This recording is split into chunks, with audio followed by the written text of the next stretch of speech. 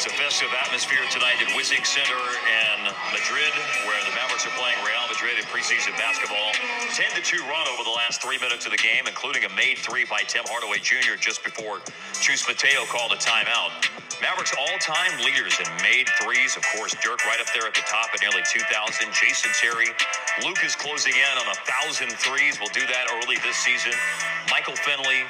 And Jason Kidd's not going to be in the top 5 for much longer, as Tim Hardaway Jr. sits at 6 and just needs 9 more to pass him. And we've seen him making threes in abundance in this game today. He's got 5 made threes, I believe, in the game. Yeah, 5 out of 12 on threes in the game today. A lot of good looks for Tim Hardaway Jr. after he checked into the game. He stepped into him, knocked him in. I used to think 100 threes a year was a big deal. Yeah, not anymore. And now Tim's had 3 years of 200-plus made threes, Hart. It just points to how the game has changed. And I don't think it's going to change back anytime soon. To be perfectly honest, look down in San Antonio, what they have with the #1 pick this offseason. Yes, Victor Wembanyama, and the Mavericks will open up the season against him 2 weeks from tomorrow. We will not be televising that game. Our first game on Valley Sports and regular season play will be the home opener on Friday night, October 27th, against the Brooklyn Nets, as nobody puts a body on Josh Green, and he comes soaring in for the putback after the miss by Tim Hardaway. Tim talked a lot about this offseason really trying to refocus in some, kind of difficult circumstances. He obviously hated the way the end of the year went. And instead of trying to process it and rehash it, he really, really focused on what could be ahead. But for him, it was a little unsettled. He even admitted, I didn't know if I was going to be back in Dallas. I heard my name in a bunch of rumors.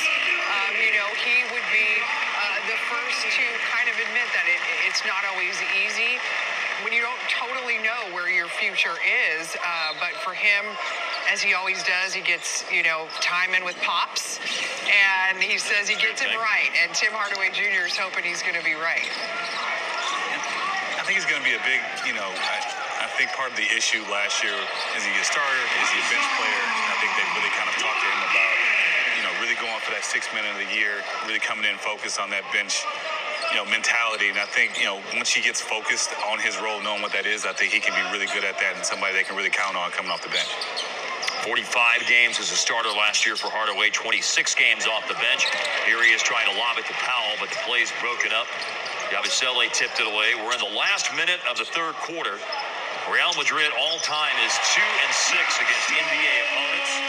They do have a win in the past against the Toronto Raptors. They've also had a win a little bit more recently against the Oklahoma City Thunder. As a matter of fact, Luka was playing for Real Madrid in that game back in the 2016 preseason for the NBA, whenever Real Madrid defeated Oklahoma City. So it's a big moment when you get a chance to play an NBA team. FC Barcelona beat Dallas when the two teams played back in Dallas's trip to Europe to play Alba Berlin for Dirk Nowitzki back in 2012, and then played FC Barcelona and lost that game.